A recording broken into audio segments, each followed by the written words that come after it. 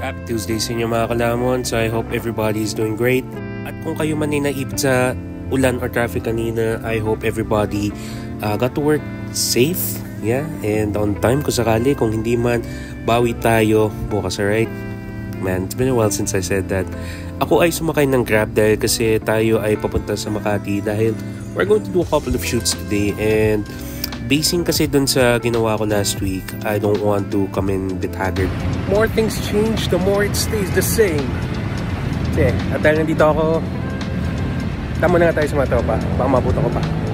As I said, I hope everybody stay dry after the rain dahil kasi medyo malakas pero ang bilisan lang.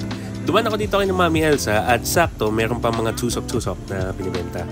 Kumuha tayo ng ilan at naipagamustahan lang Nung pumunta ako last week, si Ate Rosa ay masama pakiramdam kaya hindi kami pang-abot at buti lang, napag-abot kami ngayon. Yes. So, naipagkwentuhan lang, nakipagkamustahan habang kumakain ng tusok-tusok. Yes, sir. Dipped in manong sauce, their take. Squid ball. That was good. And wash it down with some gulaman. Tapos, nagpaalam. Babalik ako. As much as I can, gusto kong bumisita ka ng Mami Elsa pag ako. Nagkataon lang na before this, ako ay nanggaling sa isang shoot dito sa Yal Triangle. Check it out na lang when it drops. And, yun. Basta, we make time. Okay, at dahil dyan, off to our next location. Hindi ko sabihin diretso sa taas dahil hindi ka agad makakawidan sa traffic dito sa Makati. Holiday traffic. It's bad.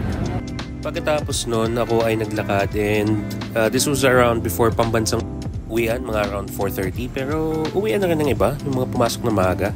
Tayo ay tumawid dito sa may Ayala, and being on the other side of this, the more I appreciate the smaller things. So I hope everybody does so.